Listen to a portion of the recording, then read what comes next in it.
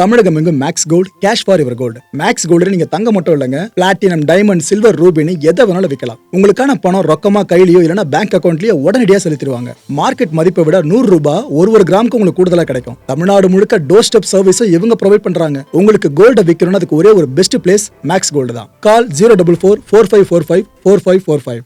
வணக்கம். Big topic with Karthik மாய்குமார்.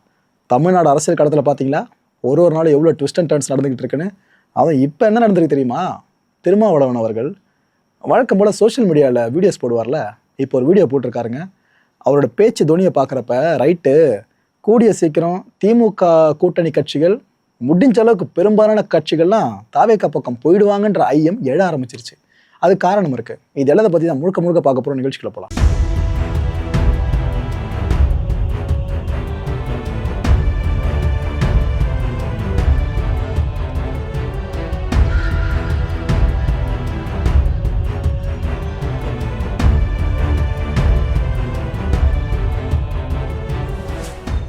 CM Vijay அவர்கள் இந்த ஒவ்வொரு துறைகள் இருக்குல்ல நம்ம தமிழக அரசில், அந்த துறைகளோட உயர் அதிகாரிகளுக்கு ஒரு உத்தரவை பிறப்பிச்சிருக்காப்புல. அதாவது மக்கள் பயன்பெறும்படி ஒவ்வொரு துறையிலையும் திட்டங்களை வகுத்துடணுங்க அப்படின்னு இருக்காரு. மக்கள் பயன் ஓகே, திட்டம்னா செலவுகள் அந்தளவுக்கு இருக்கும். நம்ம ஒரு குடும்பத்துக்கு பட்ஜெட் போடுறதுனாலே அவ்வளோ யோசிப்போம். ஒரு மாநிலத்துக்கே எல்லா மக்களுக்கும் சேர்த்துனாக்கா அந்த திட்டங்கள் எவ்வளோ பெரிய விஷயம் ஒன்று. இல்லை நாம் கவனிக்க வேண்டியது, சினிமா படங்களை வர மாதிரி ஈஸியாக நலத்திட்டங்கள் இதை பண்ணுற அதை பண்ணுற மாற்றம்னு சொல்லிடலாம். பட் அதுக்கான செலவு ஏற்கனவே அரசு கடனில் சிக்கி தவிச்சிட்டு இருக்கணும். அதையும் நீங்கள் சார்ட் அவுட் பண்ணிவிட்டு இந்த நலத்திட்டங்களை கொண்டு வரணும். அது பெரிய டாஸ்க்கு. சிஎம் அவர்களுக்கு நல்லாவே தெரிஞ்சிருக்கு. அதான் இங்கே சொல்கிறாரு, மாநில நிதி நிலைமை இருக்குல்ல, இதை மனசில் வச்சுக்கிட்டு திட்டங்களை திறம்பட வடிவமைங்களேன் அப்படின்றாரு. அதாவது கடனில் இருக்கோன்றதுக்காக திட்டங்களே போடாமல் இருக்காதீங்க. இருக்கிற கடன் அளவு தெரியல உங்களுக்கு, அதுக்கேற்ற மாதிரி திட்டங்களை கொஞ்சம் காம்பன்சேட் பண்ணி அனௌன்ஸ் பண்ணுங்களேன் அப்படின்னு சொல்லியிருக்காரு. ஓகே, இது நல்ல கைடன்ஸ் தான். தாவேகா அரசோட முதல் பட்ஜெட் எப்போ வெளியாக போகுதுன்னு எல்லாருமே ஈகராக காத்துக்கிட்டு இருக்கோம். இந்த கவர்மெண்ட்டோட முதல் பட்ஜெட்னா அது ரொம்ப பெரிய விஷயமா இருக்கும். இப்போ என்ன தெரியுமா தகவல் வெளியாக இருக்கு? வர்ற ஜூலை மாதம் இறுதியிலையோ அப்படின்னா ஆகஸ்ட் மாதம் முதல் வாரத்திலேயோ கூட தாவேகா அரசோட முதல் பட்ஜெட் வெளியாகலான்னு இப்போ தகவல் தான் வெளியாக இருக்கு. கூடிய சீக்கிரமே இந்த துறைகள் வாரியாக முதலமைச்சர் அவர்கள் ஆலோசனை கூட்டங்கள் நடத்த போகிறாங்க. ஏன்னா இந்த துறைகள் வாரியாக ஆலோசனை கூட்டங்கள் முடித்த பிற்பாடு தான் இந்த பட்ஜெட் இருக்கு பாருங்க, அந்த உரை அது ஒட்டுமொத்தமாக ஃபைனலைஸ் ஆகுமே. பார்ப்போம் என்ன நடக்க போகுது அப்படின்னு வெயிட் பண்ணி பார்ப்போம். சுகாதாரத்துறை ஒரு தரமான சம்பவத்தை செஞ்சுருக்காங்க. நல்ல விஷயம், உண்மையிலேயே மனப்பூர்வமாக பாராட்டலாம். என்னன்னா, இப்போ நாம் கவர்மெண்ட் ஹாஸ்பிட்டலாம் போகிறோம்னாக்கா ஓபி சீட்டு வாங்குவோம்ல, இந்த அவுட் பேஷண்ட் சார்ந்து போவோம், டாக்டர்கிட்ட என்ன இதுன்னு காட்டுவோம், அதுக்கப்புறம் கிளம்பி வந்துடும். இந்த ஓபி சீட்டு வாங்குவோம்ல, அதுக்கு பல பேர் வரிசையில் ரொம்ப நேரம் நிற்பாங்க. அதுவும் இந்த மழை காலம், இது போல் இந்த நோய் கிருமிகள் தொற்று அதிகமாக ஏற்படுற காலம்லாம் வந்துருச்சுனாக்கா, ஜுரம் சளி அதிகமாக பிடிக்கிற காலம்லாம் வந்துருச்சு. இன்னும் கூட்டம் பயங்கரமாக விட அரசு மருத்துவமனைகளில் அங்கே வரவங்கள பணம் படைச்சவங்களா நம்மள மேலே ஆட்கள் தான் அதிகபட்சம் அங்கே வர போகிறாங்க. அந்த வரிசை ஏறுது பார்த்தீங்களா கூட்டம், இதை கண்ட்ரோல் பண்ணணும். அந்த அளவுக்கு மக்களுக்கு சிரமம் ஏற்படுத்த விடக்கூடாதுன்னு ஒரு நல்ல விஷயத்த பண்ணுறாங்க. அதாவது இனிமே ஆன்லைன் மூலமாக ஓபி சீட்டை நீங்கள் பெற்றுக்கொள்ள முடியும். நல்லா இருக்குல்ல அந்த விஷயம். ஆனால் இந்த அரசு மருத்துவமனைக்கு வர்ற எல்லாருக்குமே இது போல் ஆன்லைன் மூலமாக பெற்றிட முடியுமான்னு கேட்டிங்கன்னா கஷ்டம். அவங்களை நீங்கள் இதை சொல்லி புரிய வைக்கிறதே கஷ்டம். ஏன்னா படிக்காதவங்க நிறைய பேர் இருப்பாங்க, அந்த அண்ணா கட்சி மக்கள் பல பேர் இருப்பாங்க, ஏழைப்பாளையங்க அவ்வளோ பேர் இருப்பாங்க. அவங்களுக்கு எப்படி இதை ஆக்சஸ் பண்ண முடியும்னு எனக்கு தெரியல மக்களே. அதுக்கே எதனா ஈஸியான வேவை கிரியேட் பண்ணி விட்டாங்கன்னா தமிழக அரசு கோடு புண்ணியமாக இருக்கும். ஆதார் கார்டு இருக்குல்ல, இது மூலமாக அந்த நீங்கள் ஆன்லைன் மூலமாக ஓபி சீட்டு பெறுறீங்களா, அதை உறுதிப்படுத்திக்க முடியும்னு சொல்கிறாங்க. முதற்கட்டமாக நம்ம சென்னை கீழ்ப்பாக்கம் அரசு மருத்துவமனை இருக்குல்ல, அங்கே இதை இனிஷியேட் பண்ணிட்டாங்க. அப்படியே படிப்படியாக ஒவ்வொரு அரசு மருத்துவமனைகள்லையும் இந்த ஒரு விஷயம் புழக்கத்துக்கு வந்துகிட்டு இருக்கு. ஸோ நீங்கள் இருக்கிற இடத்துக்கு அருகில் அரசு மருத்துவமனை இருக்குது அப்படின்னா விசாரிச்சிருங்க. விசாரிச்சு நாளை பின்னே ஏதாவது உடம்பு முடியல திரும்ப போக வேண்டியிருக்கும் பார்த்தீங்களா, அப்போ இந்த ஓபி சீட்டு தலைவலி உங்களுக்கு இல்லாமல் இருக்கும். இப்போ என்னென்னு பார்த்துட்டு கொஞ்சம் விசாரிச்சு வச்சுருங்க. அண்டு குழந்தை கடத்தல்ன்ற விஷயம் தமிழகத்தை விட்டு போகவே மாட்டுது. இது ஒரு பக்கம் தலைவலின்னு பார்த்தா, பேரண்ட்ஸே குழந்தைய விற்கிற குழந்தை ஒரு பக்கம் நடந்துட்டுருக்கு. இதுக்கெல்லாம் காரணம் எவனுன்னு தெரியுமா? அந்த நடுவில் வேலை பார்க்குறான்னு பாருங்க, அந்த புரோக்கர்ஸு, அவனுங்களை பிடிச்சி வெளுத்து விட்டால் கரெக்டாக இருக்கும். இந்த சந்திரக்காடு பகுதி இருக்குல்ல சேலமில், அதை சேர்ந்த சீனிவாசன் கவிதான்ற தம்பதி.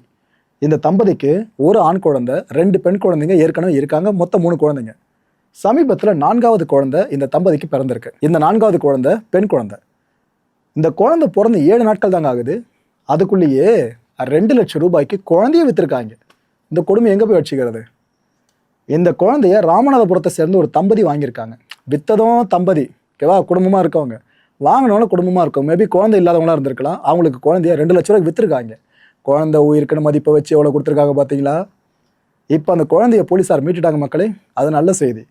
இந்த புரோக்கர் யாராவது இந்த டிரான்சாக்ஷன் இருக்கானுங்களா? பாருங்க, பணம் சார்ந்த டிரான்சாக்ஷன் நம்ம பேசுவோம், குழந்தை சார்ந்து பேச வச்சிருக்கானுங்க இவனுங்களாம். இந்த புரோக்கர்ஸ் யாரா இருக்காங்கன்னா அவங்கள ஃபுல்லாக தேடுற வேலையில் போலீஸார் இப்போ ஈடுபட்டிருக்காங்க. ஏன்னா இது போல விஷயம் அதிகரிக்க காரணமே இந்த புரோக்கர்ஸ் தான். காசு ஆசைப்பட்டு இது போல் குழந்தைங்களை கைமாற்றி விட்றானுங்கன்னா பேரண்ட்ஸ் வரைக்கும் மேனிப்புலேட் பண்ணுறாங்க. அவங்க கிட்ட போயிட்டு வறுமை கதெல்லாம் சொல்லி இதெல்லாம் பண்ணுங்க, இப்போ பிறந்த குழந்தை இன்னொரு பார்த்துக்கலாம், அதெல்லாம் ஒன்றும் பிரச்சனை இல்லை, குழந்தைய விற்றுருவோன்னு அவங்கள மூளை செலவு பண்ணி இது ஒரு பிஸ்னஸாக பண்ணிக்கிட்டு இருக்கானுங்க குழந்தைய விற்கிறத. இது எப்போ தமிழ்நாட்டை விட்டு அகல போகுதுன்னு தெரியல. வினிதா அவர்கள் இந்த தாராபுரம் அரவிந்த வித்யாலயா பள்ளி இருக்குல்ல, அதோட தாளாளர். ஆக்சுவலாக ஆட்சி மட்டும் மாறாமல் இருந்திருந்தா அவங்க இவ்வளோ வார்த்தைகளை பயன்படுத்தியிருக்க வாய்ப்பே இல்லைங்க. இவங்க மட்டும் இல்லை, இப்போ நிறைய பேர் சொல்கிறாங்கல்ல திமுக ஆட்சியில் இது நடந்துச்சு அது நடந்துச்சு மோசமாக இருந்துச்சுன்னு. அவங்கள இப்போ திமுக ஆட்சி இருந்தால் பேசியிருக்க முடியுமா? ஸோ இப்போ தாவே காட்சின்றனால பல விஷயங்களை பேசுகிறாங்க, தைரியமாக பேசுகிறாங்க. ஓகே, ஆனால் பேசுகிறவங்க சார்ந்து சோஷியல் மீடியாவில் நெகட்டிவாக பல பேரும் கருத்துக்களை விதைக்காமல் இருக்க போகிறாங்க. அதான் சோஷியல் மீடியாவார் போயிட்டுருக்கு, ஆளுங்கட்சி வர்சஸ் எதிர்கட்சின்னு சொல்லிட்டு. வினிதா அவர்கள் என்ன சொல்கிறாங்க, இப்போது திமுக ஆட்சியில் தொடர்ச்சியாக எங்கள்கிட்ட பணம் தந்துகிட்டே இருக்கணும் அப்படின்ட்டு எங்களை அவ்வளோ டார்ச்சர் பண்ணாங்க, எங்ககிட்ட அவ்வளோ காசு கேட்டுகிட்டே இருந்தாங்க, அதெல்லாம் நாங்கள் காதில் கேட்டே சோர்ந்து போயிட்டோங்க, அவ்வளோ பணம் கேட்டாங்க, ஸ்கூலை மூடிடல அப்படின்னு கூட பலமுறை யோசித்தோம், அந்தளவுக்கு டார்ச்சர் அனுபவித்தோம். பேராசையை விட அவங்க அதிகமாக பணம் கேட்டாங்க. பேராசை கூட ஒரு லிமிட் இருக்குள்ளங்க, அவங்க அதை தாண்டி பணத்தை கேட்டாங்க. 2022 இந்த சென்னையில் செஸ் டோர்னமெண்ட் நடந்துச்சுல, அந்த டோர்னமெண்ட்டுக்காக எங்கள் ஸ்கூல் வாகனத்தை அவங்க வற்புறுத்தி வாங்கிட்டு போனாங்க அப்படின்றாங்க. எப்பேற்பட்ட குற்றச்சாட்டை சுமத்துறாங்க.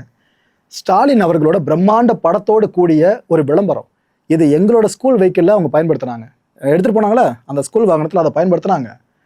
செஸ் தொடர் முடிஞ்ச பிற்பாடு அந்த விளம்பர படத்தை அகற்றி கொடுப்பாங்கன்னு பார்த்தா அதை அகற்றவே இல்லை, எங்ககிட்ட அப்படியே கொடுத்துறாங்க வாகனத்தை, நீங்களே செலவு செஞ்சு அதை கிளியர் பண்ணிவிடுங்க அப்படின்ட்டாங்க. பணம் கொடுங்க அப்படின்னு அவங்க டிமாண்ட் பண்ணுவாங்களே தவிர ரெக்வஸ்டெல்லாம் கேட்க மாட்டாங்க. அந்த தொடர் தாக்குதல்கள் இருக்குல்ல, அதில் இருந்து இப்போ தான் எங்களுக்கு நிம்மதி கிடச்சிருக்குன்னு இப்படி ஓப்பனாக பேசியிருக்காங்க. வினிதா அவர்களை தொடர்ந்து இவருக்கு அறிமுகம் பெருசாக வேண்டாம், ஐடி செக்டர் சார்ந்து பல பேருக்கும் இவர் ஒரு லெஜெண்டரி பிஸ்னஸ் மேன் மாற்று கருத்தில் ஒரு ஆண்டர்பிரனருங்க. அதாவது தான் சம்பாதிச்சு அதை சொசைட்டிக்காக பண்ணுற விஷயம் இருக்குல்ல, இதை பண்ணுறவங்க ஆண்டர்பிரனர் சொல்லுவோம். அந்த வகையில் ப்ராமினெண்ட்டாக இருக்க ஒரு பர்சன் இந்த ஜோகோட நிறுவனர் ஸ்ரீதர் வெம்பு இருக்கார்ல, இவரோட சோஷியல் மீடியா பக்கத்துக்கு போயிட்டு பல பேருமே பயங்கரமாக ஒரு விமர்சனம் பண்ணியிருக்காங்க, திட்டி தீர்த்திருக்காங்க, ஆபாசமாக திட்டிருக்காங்க பயங்கரமாக. ஏன்னா இவரோட ஸ்டாண்ட் உங்களுக்கே தெரியும், வலதுசாரி சிந்தனை கொஞ்சம் ஹெவியாக இருக்கும். இது யாருக்கு பெருசாக உறுத்தம் புரிஞ்சிச்சா? இவங்கெல்லாம் போயிட்டு இவரை விமர்சனம் பண்ணவே கடுப்பில் இவர் நிறைய ரியாக்ட் பண்ணியிருக்காரு. இப்போ என்ன தெரியுமா சொல்கிறாப்புல, பின்புலமே இல்லாமல் தமிழ் வழி பள்ளியில் படிச்சுட்டு மேலே வந்தவனா, என் குணத்துக்கு திமுகவினர் ஒன்றும் சர்டிஃபிகேட் கொடுக்க தேவையில்லை, நான் நடத்துகிற ஸ்கூலில் புதுசாக கட்டடம் கட்டணும் அப்படின்றதுக்காக டிடிசிபி ஒப்புதலை திமுக ஆட்சியில் கேட்டோம், கிடைக்கவே இல்லை. ஆனால் இப்போ ஆட்சி மாறிடுச்சா, நாங்கள் பணமே கொடுக்கலங்க, ஆனால் தானாகவே ஒப்புதல் கிடச்சிருக்கு. இதுதான் அந்த ஆட்சியில் வித்தியாசம்னு தாவேக அரசை புகழ்ந்த கையோடு முந்தைய திமுக அரசு இருக்குல்ல இப்படி இகழ்ந்திருக்காரு. இன்னொரு பக்கம் பேரலாக என்ன தெரியுமா நடந்துட்டு இருக்கு, நம்ம தூத்துக்குடி திருச்செந்தூர் இருக்குல்ல, அங்கே இருக்க காயல்பட்டணம், இங்கே ஒரு புதிய பேருந்து நிழற்குடையை திறந்து வச்சிருக்காங்க. கனிமொழி அவர்கள், எம்பி கனிமொழி அவர்கள் திறந்து வச்ச கையோடு அங்கே பெண்கள்லாம் கூட ஆரம்பிச்சிட்டாங்க. எல்லாம் கையை மூட தட்டிக்கிட்டு இல்லை, கேள்வி கேட்க ஆரம்பிச்சிட்டாங்க. என்ன தெரியுமா கேட்டாங்க, இது ஏங்க இங்கே திறக்குறீங்க, இங்கே தான் பஸ்ஸே நிற்காது, முதல்ல பஸ் ஸ்டாண்டில் பஸ்ஸை நிற்க சொல்லுங்களாங்க, அதுதாங்க எங்களுக்கு பெரிய தலைவலியாக இருக்குது, நிறைய பஸ்ஸை நிறுத்தவே மாட்டாங்கன்னு மக்கள் கேட்க ஆரம்பிச்சிட்டாங்க. கனிமொழி அவர்கள்லாம் கூப்பிட்றாங்க, சரி வாங்கம்மா கிட்ட வாங்கம்மா சொல்லுங்கள் என்ன சொல்லுங்கள் அப்படின்னு கேட்குறாங்க. மக்கள் இந்த ஒவ்வொரு விஷயமா சொல்ல ஆரம்பிச்சிட்டாங்க. இதுக்கப்புறம் கனிமொழி அவர்கள் என்ன பதில் கொடுத்தாங்க, இது நம்ம முதல்வர் ஆட்சியாக இருந்திருந்தா நான் உங்களுக்கு நல்லது பண்ணி கொடுத்துருக்க முடியுமா, பஸ் எல்லாம் இங்கே வந்து நிறுத்தி வைக்கிற மாதிரி பண்ணியிருக்க முடியும், ஆனால் நம்மளது இல்லையே அப்படின்ட்டு அவங்க கிளம்பி போயிட்டாங்க.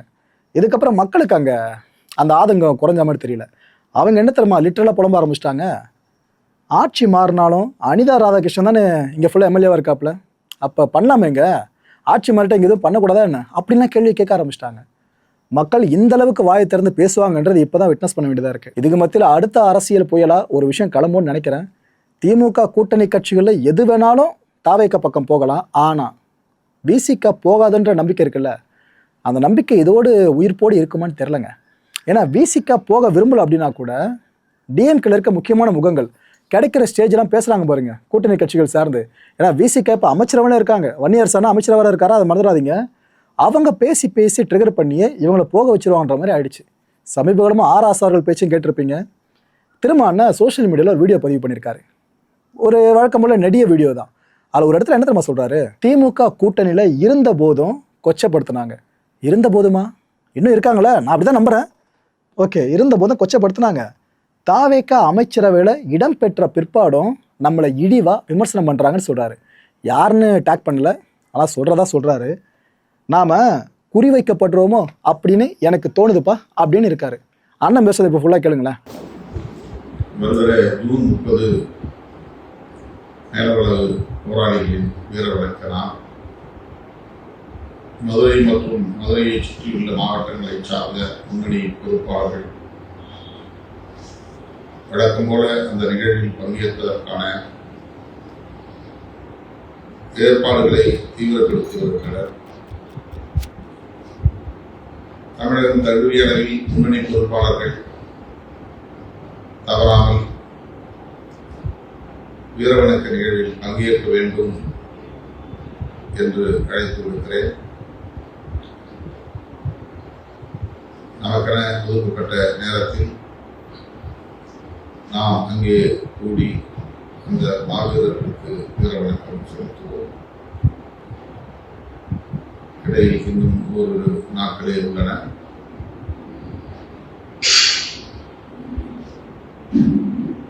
மதுரை மாவட்டத்தை சார்ந்த தோழர்கள் மட்டுமே பங்கேற்றால் போதும் என்று கருதாமல் அந்த மாவீரர்கள் செய்த ஈகத்தை போற்ற வேண்டும் என்ற பொறுப்புணர்வோடு ஒவ்வொரு ஆண்டும் நம்மை நாமே புதுப்பித்துக் கொள்ள வேண்டும் என்ற வேட்கையோடு அனைவரும் தவறாமல் பங்கேற்க வேண்டும் என்று கேட்டுக்கொள்கிறேன். முதலாக அமைச்சரவையில் விடுதலை சிறுத்தைகள் கட்சி இடம்பெற்று ஆட்சி அதிகாரத்தை பகிர்ந்து கொண்ட ஒரு பேரியக்கமாக இந்த வீரவணக்க நிகழ்வில் பங்கேற்க உள்ளது. அமைச்சர் பொறுப்பை நமது கட்சியின் சார்பில் அமைச்சர் பொறுப்பை ஏற்றுள்ள தம்பி வன்னியரசு ஆண்டுதோறும் இந்த வீரவணக்க நிகழ்வில் பங்கேற்கக்கூடியவர். இந்த முறை நமது கட்சி ஆட்சி அதிகாரத்தை பகிர்ந்து கொண்டிருக்கிற ஒரு கட்சி என்ற அங்கீகாரத்தோடு ஒரு அமைச்சராக அந்நிகழ்வில் பங்கேற்க இருக்கிறார் என்பதை அவர்களோடு நான் பதிவு செய்ய விரும்புகிறேன். வன்னியரசு என்ற ஒரு தனி நபருக்கான அதிகாரம் என்று இதை சொல்ல முடியாது. திமுக, காங்கிரஸ், அதிமுக போன்ற கட்சிகளில் ஒரு தலித் அமைச்சராகவும் விடுதலை சிறுத்தைகள் கட்சி ஒரு அமைச்சரவையிலே இடம்பெறுவதற்கும் மிகப்பெரிய வேறுபாடு இருக்கிறது என்பதை உணர்ந்து கொள்ள வேண்டும். நான் எண்ணி பார்க்கிறேன், வரலாற்றை திரும்பி பார்க்கிறேன்.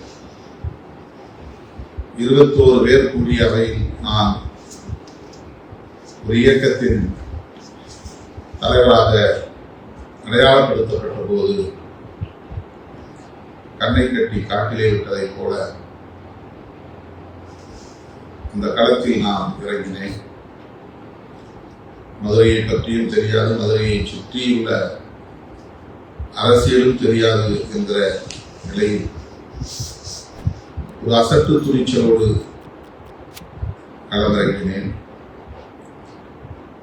கொடியை வடிவமைத்து கொள்கை விளக்கங்களை வரையறுத்து முதலாக மதுரை மண்ணில் நீலம் சிவப்பு நட்சத்திரம் குறித்த கொடியை ஏற்றிய போது ஆட்சி அதிகாரத்தை பகிர்ந்து கொள்வோம் என்ற கனவு நமக்கு இருந்ததில்லை.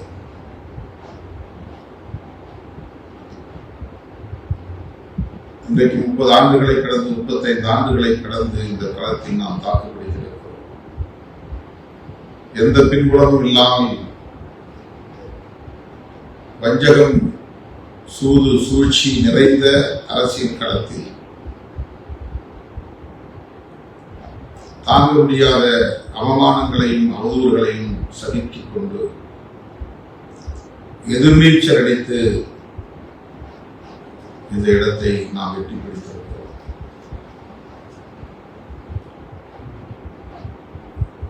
வேறு இயக்கங்களாக இருந்திருந்தால், வேறு சமூகங்களை சார்ந்தவர்களாக இருந்திருந்தால் இதை அளப்பரிய சாதனையாக கொண்டாடி இருப்பார்கள், தோல் மீது தூக்கி வைத்து குதூகலித்திருப்பார்கள். மக்களை இந்த கான்டென்ட்டை பொறுத்தவரைக்கும் மனசில் ஒரே ஒரு வினாதான் இருக்கு. முடிஞ்சதுக்கான பதில்களை கீழே கமெண்ட் செக்ஷனில் கமெண்ட் லீவ் பண்ணுங்க. திமுக கூட்டணி கட்சிகள் எல்லாமே தாவைக்கா பக்கம் சாஞ்சிரும் நம்புறீங்களா? சாலிடா நம்புறீங்களா? திமுக தனிச்சு நின்று ஒருவேளை ஃபியூச்சரில் எலெக்ஷனை சந்திச்சா ஜெயிச்சிட முடியும்னு நினைக்கிறீங்களா? ஏன்னா இது வரைக்கும் திமுக வரலாற்றில் தனிச்சு நின்று தேர்தலை சந்திச்சதில்லை.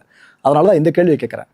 அடுத்த நிகழ்ச்சியை சந்திக்கலாம். நன்றி, வணக்கம். தமிழகம் எங்கும் Max Gold, cash for your gold. Max Gold நீங்க தங்க மட்டும் இல்லைங்க, பிளாட்டினம், டைமண்ட், சில்வர், ரூபினி எதை வேணாலும் விற்கலாம். உங்களுக்கான பணம் ரொக்கமா கையிலயோ இல்லைன்னா பேங்க் அக்கௌண்ட்லயோ உடனடியாக செலுத்திடுவாங்க. மார்க்கெட் மதிப்பை விட 100 ரூபாய் ஒரு கிராமுக்கு உங்களுக்கு கூடுதலா கிடைக்கும். தமிழ்நாடு முழுக்க டோர் ஸ்டெப் சர்வீஸ் இவங்க ப்ரொவைட் பண்றாங்க. உங்களுக்கு கோல்ட விற்கணும்னு அதுக்கு ஒரே ஒரு பெஸ்ட் பிளேஸ் மேக்ஸ் கோல்டு தான். கால் 04445454545. என் நண்பர் மாயம் ஸ்டுடியோஸ் நேயர்களே, மாயம் பக்தின்னு ஆன்மீகத்துக்காக பிரத்யேகமா ஒரு சேனலை கொண்டு வந்திருக்கோம். மறக்காம சப்ஸ்கிரைப் பண்ணி அந்த சேனலுக்கு உங்களோட ஆதரவை மனப்பூர்வமா தெரிவிங்க. வணக்கம் மாயம் ஸ்டுடியோஸ் நண்பர்களே. மாயம் ட்ரெண்ட்ஸ் அப்படின்ற ஒரு புதிய ஃபேஸ்புக் பேஜை ஓப்பன் பண்ணியிருக்கோம். நீங்கள் யூடியூப்ல பார்த்துட்டு இருக்கீங்களா நம்மளோட கான்டென்ட்ஸ்லாம். இதெல்லாம் விட ஒரு படி மேலே ரொம்ப கிறிஸ்பாகவும் ரொம்ப சூப்பராகவும் நிறைய கான்டென்ட்ஸ் உங்களுக்கு இந்த பேஜில் காத்துட்டு இருக்குங்க. ஸோ உடனடியாக ஃபேஸ்புக் பிளாட்ஃபார்ம் போங்க, மாயம் ட்ரெண்ட்ஸ்னு டைப் பண்ணி சர்ச் பண்ணி நம்ம பேஜை ஃபாலோ பண்ணுங்க. அப்படியே நம்ம சேனலையும் நீங்கள் சப்ஸ்கிரைப் பண்ணிட்டீங்க அப்படின்னா இன்னும் நிறைய புது புது கான்டென்ட்ஸை உங்களுக்காக ப்ரொடியூஸ் பண்ணி கொடுத்துக்கிட்டே இருப்பாங்க. நீங்கள் பண்ணுற ஒவ்வொரு சப்ஸ்கிரிப்ஷனும் எங்களுக்கு பெரிய மோட்டிவேஷனாக அமையும்.